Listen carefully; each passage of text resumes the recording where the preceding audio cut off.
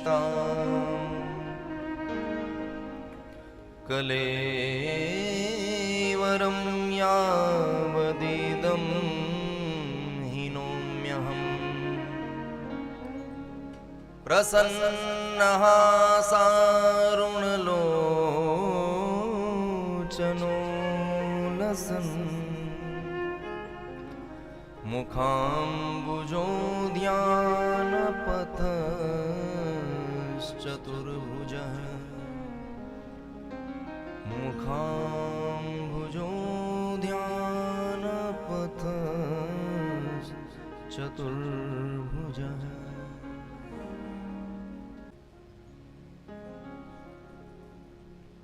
पितामह भीष्म कहते हैं, प्रभु जीव का जन्म लेने का मुख्य कारण ही यही है कि वह अपने कर्म के द्वारा भगवान को प्रसन्न कर ले, भगवान का अनुगत्य प्राप्त कर ले। अब मैं चाहता हूं कि अंत समय में आप मेरे सम्मुख रहें और मुझे आनंद प्रदान करते रहें। आपकी इस दिव्य छटा को, मुस्कान को देख कर के ही मैं परम धाम को गमन करूं, तब जाकर के मेरे चित्त को शांति प्राप्त होगी। ऐसी मैं आपसे प्रार्थना करता हूं। आप प्रसन्न हासा, प्रसन्न होकर के मेरे सम्मुख आप इसी भांति खड़े रहें। भीष्म बाबा की स्थिति ऐसी है कि तनिक हिलना भी उनके लिए कष्टकारी है, क्योंकि समस्त अंगों में जो है बाण लगे हुए हैं, रक्त की धारा प्रवाहित हो रही है। तो भीष्म बाबा की इच्छा हुई कि पुष्पों से भगवान का श्रृंगार किया जाए, भगवान को पुष्प अर्पित किए जाएं, किंतु पुष्प लाने में अशक्त हैं, हिल भी नहीं सकते। तो अपने मन के जो वाक्य हैं उन्हीं को ही सुमन बना करके पुष्पिताग्रा छंद में पितामह भीष्म ने भगवान श्री कृष्ण की बड़ी ही दिव्य स्तुति गाई, और स्तुति गाते हुए उसी स्तुति में अपने समस्त मनोरथ भगवान के श्री चरणों में समर्पित कर दिए। क्या कह रहे हैं भीष्म बाबा? इतिमति रूप कल्पिता वितृष्णा भगवती सात्वक पुंगवी विभूमि। इतिमति रूप कल्पिता वितृष्णा भगवती सात्वक पुंगवी विभूमि। स्वसुखमुपगते क्वचिद् विहर्तुं प्रकृतिमुपेयुषि यद्भव प्रवाह।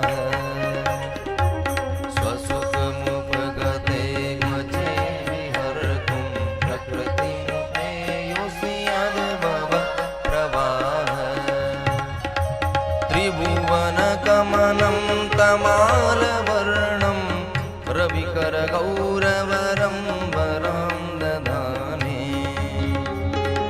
त्रिभुवनकमनं तमालवर्णं रविकरगौरवरं वरं दधाने। वपुरलककुलावृताननाब्जं विजयसखेरतिरस्तु मे नवद्या। वपुरलककुलावृताननाब्जं विजयसखेरतिरस्तु मे नवद्या। युधि दुर्गर्जो विधूम्रविश्व त्वचलुलितश्रमवार्यलङ्कृतासे। युधि दुर्गर्जो विधूम्रविश्व त्वचलुलितश्रमवार्यलङ्कृतासे। मम निशितशरैर्विविद्यमान त्वचिकविलसत्कवचेस्तु कृष्ण आत्मा।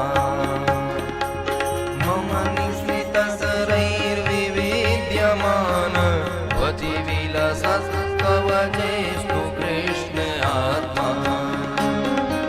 सपदि सखिवचो निसंयमते निजपरयोर्बलयोरकं निवेश्य। सपदि सखिवचो निसंयमते निजपरयोर्बलयोरकं निवेश्य। स्थितवती परसैनिकायुरक्षा ऋतवती पार्थ सखेर रतिर्ममास्तु स्थितवती परसैनिकायुरक्षा युधवती पार्थ सखे रतिर्ममास्तु इति मतिरूपकल्पिता वितृष्णा भगवती सात्वक पुंगवे विभूमि भगवती सात्वक पुंगवे विभूमि भगवती सात्वक पुंगवे विभूमि।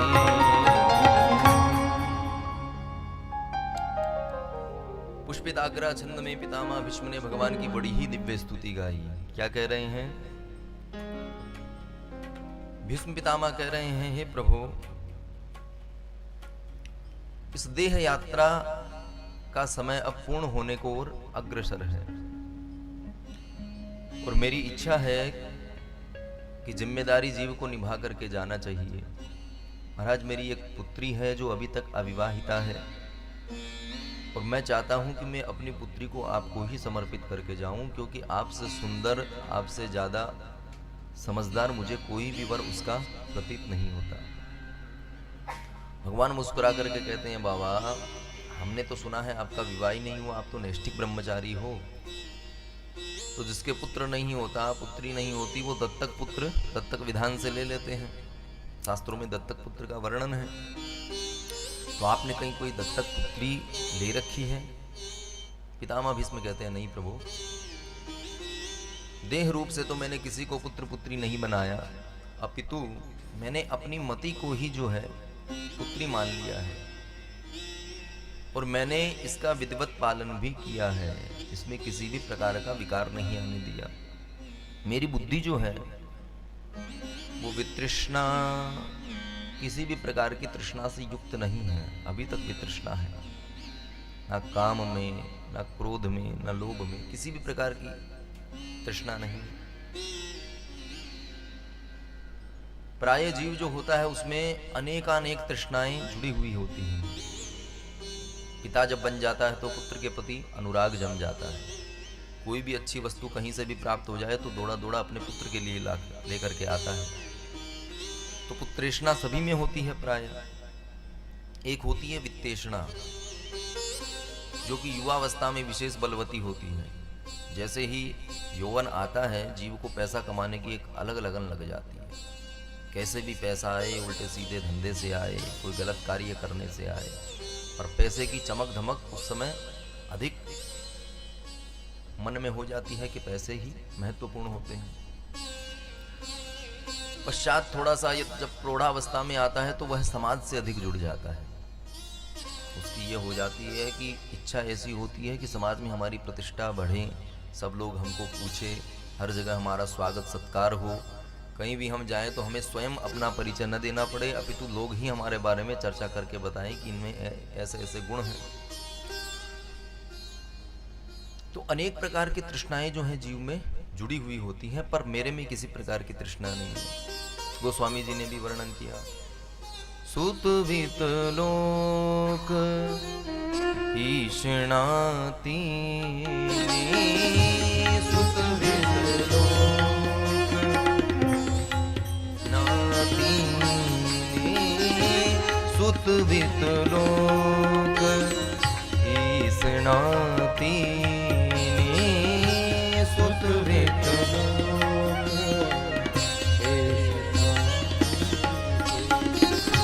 केहि के मति इन कृत नामलीनी, केहि के मति इन कृत नामलीनी, कृत नामलीनी, कृत नामलीनी, कृत नामलीनी। गोस्वामी जी कहते हैं कि सुतवित लोक ईषणा तीनी। वैसे तो अनेक तृष्णाएं होती है, पर मुख्य रूप से तीन को विशेष बताया गया है। सुत अर्थात पुत्र में अनुराग, वित्त अर्थात पैसे के प्रति आकर्षण, और लोक माने समाज में हमें लोग जाने, हमारा सम्मान बढ़े। प्राय लोग ज्योतिषियों से भी पूछते हैं, महाराज समाज में हमारा बोलबाला हो, इसके लिए कौन सा रत्न धारण किया जाए। प्राय देखते हैं कि कई लोग समाज में प्रसिद्धि पाने के लिए भी पुखराज धारण कर लेते हैं, गुरु पद प्रतिष्ठा बढ़ाने वाले होते हैं। तो तीनों तृष्णाएं जो हैं उसमें जीव बंधा हुआ रहता है, समय के हिसाब से अलग अलग उनकी इच्छाएं प्रकट होती हैं। और गोस्वामी जी कहते हैं कि ऐसा कौन है इस संसार में कि जिसकी मति इन तृष्णाओं ने मलिन ना की हो, जिसको बाधित ना किया हो। किंतु भीष्म पितामह कहते हैं, प्रभु ये तीनों ही तृष्णाएं मेरे जीवन से दूर हैं। मैंने अपनी बुद्धि को हमेशा शुद्ध रखा है और मैं चाहता हूं कि अब इस मेरी बुद्धि रूपी पुत्री को आपका पाणी ग्रहण करा करके मैं मुक्त होकर के इस संसार से विदा लूं। और महाराज आपने भी तो कहा है, मई बुद्धिम निवेशय, मुझे यदि कुछ समर्पित करना चाहते हो तो आप अपनी निर्मल बुद्धि मुझे समर्पित करो, तब मैं अत्यधिक प्रसन्न होऊंगा। तो महाराज आज मेरी बुद्धि जो है अत्यधिक निर्मल है, पूर्ण रूप से कोई भी विकार नहीं है। मैं पुत्री रूपी स्मृति को आपके चरणों में अर्पण करना चाहता हूं। भाव विभोर हो गए भीष्म पितामह और प्राचीन जो लीलाएं भगवान ने की हैं उनका व्याख्यान करने लगे। भीष्म पितामह कहते हैं, प्रभु मुझे स्मरण है आपका वह त्रिभुवन कमनीय आपकी श्याम छटा पर पीतांबर ऐसे दमक रहा था जैसे तमाल के वृक्ष पर जब सूर्य की रश्मियां जब गिरती हैं तब वह चमक उठता है। भगवान सूर्य का वैशिष्ट्य है कि इन प्राकृतिक कृत्रिम रोशनी में भले ही हमको कुछ दिखाई ना दे सूक्ष्म चीजें, पर भगवान सूर्य की जब प्रकाश होता है भगवान सूर्य का तो स्वच्छ रूप से दिखाई देती हैं।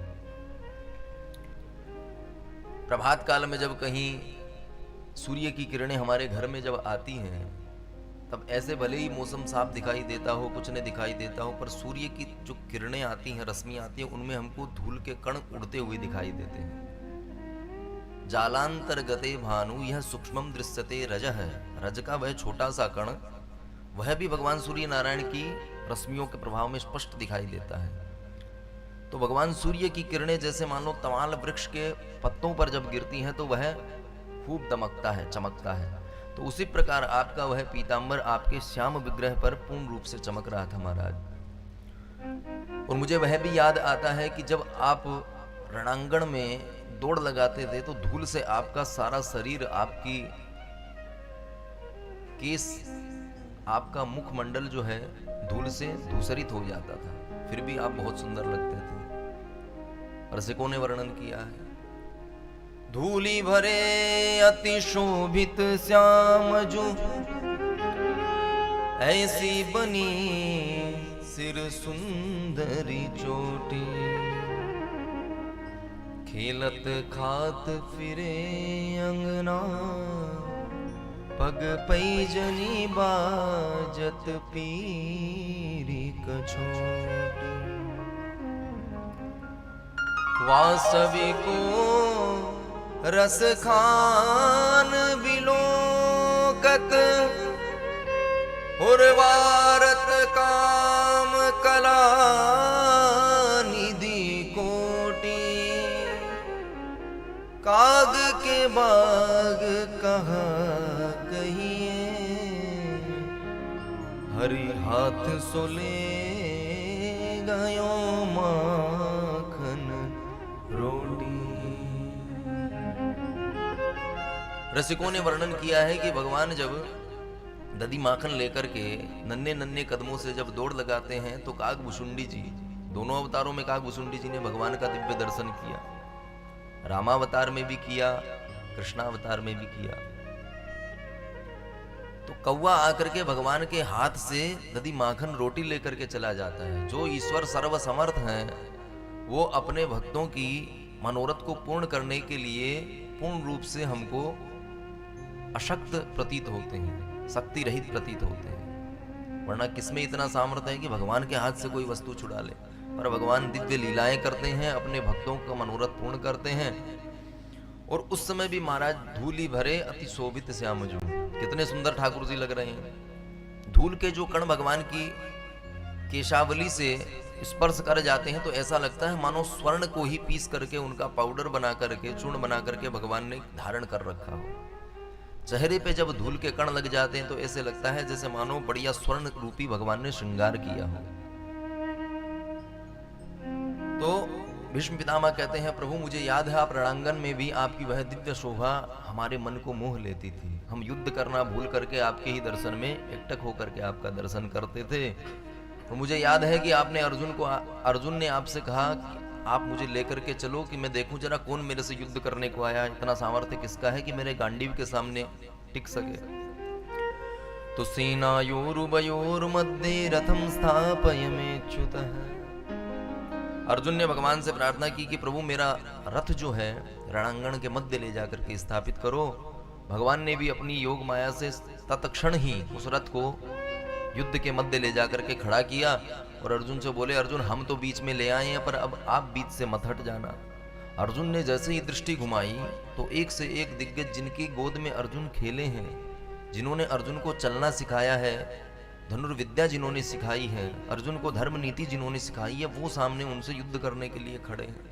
अर्जुन के तो हाथ पांव फूल गए, युद्ध करना तो भूल गए और भावुक होकर के वहीं रुदन करने लगे कि मैं हमारे आत्मीय जो है, मेरे जो आदर्श हैं, उनसे किस प्रकार से युद्ध कर सकता हूं, उन पर बाण कैसे चलाऊं। तो सपदि सखी वचो निसम्य मध्य निज परयोर बलयोरथम निवेश्य स्थितवती पर सैनिकायुरक्षणा प्रीतवती पार्थ सखे रतिर्ममास्तु। अर्जुन तो कांप गए वहां पे और अर्जुन के समझ में नहीं आए कि अब मैं युद्ध करूं कि इनके क्षमा मांग लूं, क्या करूं। भीष्म पितामह एक और रहस्य उद्घाटित कर रहे हैं। भीष्म पितामह कहते हैं, प्रभु अर्जुन तो अपने से युद्ध करने वालों का दर्शन कर रहे थे कि मेरे से युद्ध करने कौन आए हैं, पर मैं देख रहा था कि आप भी सब पर दूर दृष्टि डाल करके सबकी ओर आप नजर घुमा रहे थे। तो आप क्या कर रहे थे। भगवान ने मंद मंद मुस्कुराते हुए कहा, बाबा जब आप इतना ही हमारा ध्यान रख रहे थे तो आप ये भी बता दो हम क्या कर रहे थे। भीष्म पितामह कहते हैं, प्रभु जब आप समस्त रणांगन में खड़े हुए अतिरथी वीरों का दर्शन कर रहे थे तब मैंने एक रहस्य देखा कि आप अपनी दृष्टि से ही उनकी आयु का हरण करते जा रहे थे। अर्जुन को तो आगे आपने कर रखा है धनुष दे करके कि युद्ध तुम्हें करना है, किंतु जो भी अर्जुन के सम्मुख खड़े होते थे आप तत्क्षण अपनी दृष्टि से ही उनकी आयु का हरण कर लेते थे। और महाराज आपके नेत्रों का चमत्कार कौन नहीं जानता। भगवान ने कई बार अपने नेत्र दृष्टि से ही कई कार्य किए हैं। कालिया नाग के विषाक्त जल को जब गौ माता ने प्राशन कर लिया तो वह विषाक्त जल के प्रभाव से अचेतन अवस्था में चली गई, तो भगवान ने केवल अपनी दृष्टि डाल करके ही उनका रोग दूर किया, उनको स्वस्थ कर दिया। और दसम स्कंद में ही वर्णन आता है कि कंस वध के बाद जो भी व्यापारिक जो थे, जो मथुरा छोड़ करके चले गए थे, उन्होंने जब आकर के ठाकुर जी का दर्शन किया तो जो बूढ़े थे वो जवान हो गए और जो दुबले थे वो हष्टपुष्ट हो गए। तो भगवान की दृष्टि का ही प्रभाव है, वो जो चाहे वह अपनी केवल दृष्टि से कर देते हैं। तो पिबंतोर क्षैर मुकुंदस्य मुखाम्बुज सुदाम। महाराज आपने उस दिव्य रणांगण में कुरुक्षेत्र में भी अर्जुन को श्रीमद् भगवत गीता का ज्ञान देकर के स्वस्थ किया और अपना वह विराट दर्शन करा करके उसको युद्ध के लिए आपने आश्वस्त किया। आयु तो आपने पहले ही हरण कर ली थी, पर औरों को देखने में ऐसे लगा कि जैसे अर्जुन ने सभी का संहार किया है। प्रभु मुझे वो दिन भी स्मरण आता है जब आपकी ओर मेरी प्रतिज्ञा टकरा गई। आपने प्रण किया था कि महाभारत के युद्ध में हम शस्त्र ग्रहण नहीं करेंगे, केवल हम सारथी बनकर के रथ दौड़ाएंगे। और मैंने प्रण किया था कि आज यदि युद्ध के मध्य मैंने आपको शस्त्र नहीं उठवा दिया तो हमारा होना बेकार है। तो भीष्म पितामह ने रणांगण में आते ही इतने प्रहार किए कि अर्जुन के धनुष बाण छूट गए। और जब भगवान ने दर्शन किया कि मेरा भक्त अब पीड़ा में है, तो भगवान ने शस्त्र तो नहीं उठाया, पर अर्जुन के टूटे हुए रथ के पहिए को ही भगवान ने सुदर्शन चक्र के जैसे अपनी अंगुली पे धारण करके दौड़ते हुए भीष्म पितामह की ओर बढ़ने लगे। महाराज आपने रथ के उस अंग को ही धारण किया, आपका नाम पड़ गया रथांग पाणी। और मेरी तरफ ऐसे आप दौड़ रहे थे जैसे कोई गज का शिकार करने के लिए सिंह दौड़ रहा हो। धृत रथ चरणोभ्यया चलदगु हरिरिवहन्तु। महाराज मैंने जब आपका दर्शन किया तो मैं भी डर गया और पृथ्वी भी कांप गई। आपको दौड़ लगाते समय आपका जब पीतांबर धरती पे गिरा तब जाकर के पृथ्वी शांत हुई। इस प्रकार दिव्य दिव्य लीलाएं भगवान ने जो की हैं उनका स्मरण भीष्म पितामह कर रहे हैं। और अंततो गत्वा भीष्म पितामह ने महारास में भगवान के उस दिव्य रास में अपने मन को प्रविष्ट किया। भीष्म पितामह कह रहे हैं ललित गति विलास वल्गुहास प्रणय निरीक्षण कल्पितो रुमाना। प्रभु मुझे आपका वह भी दिव्य दर्शन हो रहा है कि गोप वधूटियों के मध्य में बैठ करके आप वह दिव्य लीला विहार लीला कर रहे हैं। ललित गति विलास वल्गुहास, आपकी वह लच्छेदार भाषा जिसमें गोपियां उलझ जाती हैं, वह प्रणय निरीक्षण प्रेम से एक दूसरे को देखना, और वह आपकी ठुमकती हुई चाल, गोपियों के इशारे पे आप नृत्य कर रहे थे। प्रभु सर्वसमर्थ होते हुए भी आप अपने रसिकों का मनोरथ पूर्ण करने के लिए ऐसी दिव्य लीलाएं करते हैं। प्रश्न उठता है कि यदि महाराज में काम होता तो जो नैष्ठिक ब्रह्मचारी जिन्होंने आजीवन ब्रह्मचर्य का पालन किया है, क्या वह महाराज में अपने मन को लगाते हैं समय में? वो तो भगवान योगेश्वर सडेश्वर भगवान श्री कृष्ण की दिव्य लीला है जिसमें काम का कहीं भी प्रवेश नहीं है।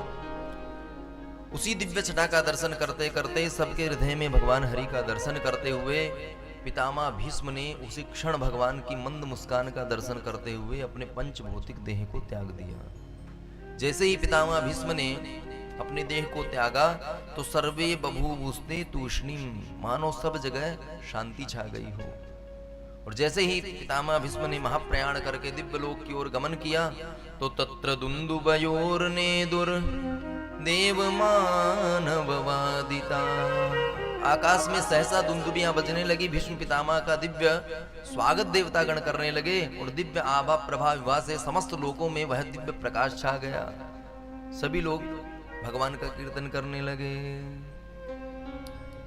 श्री कृष्ण गोविंद हरे मुरारे, हे नाथ नारायण वासुदेव। श्री कृष्ण गोविंद हरे मुरारे, हे नाथ नारायण वासुदेव। श्री कृष्ण गोविंद हरे मुरारे, हे नाथ नारायण वासुदेव। श्री कृष्ण गोविंद हरे मुरारे, हे नाथ नारायण वासुदेव। देहांत काले तुम सामने हो, देहांत काले तुम सामने हो, देहांत काले तुम सामने हो, देवांत काले तुम सामने हो। मुरली बजाते मन को रिझाते, मुरली बजा के मन को रिझाते। श्री कृष्ण गोविंद हरे मुरारे, हे नाथ नारायण वासुदेव। श्री कृष्ण गोविंद हरे मुरारे, हे नाथ नारायण वासुदेव। हे नाथ नारायण वासुदेव, हे नाथ नारायण वासुदेव। बोल भक्त वत्सल भगवान की जय।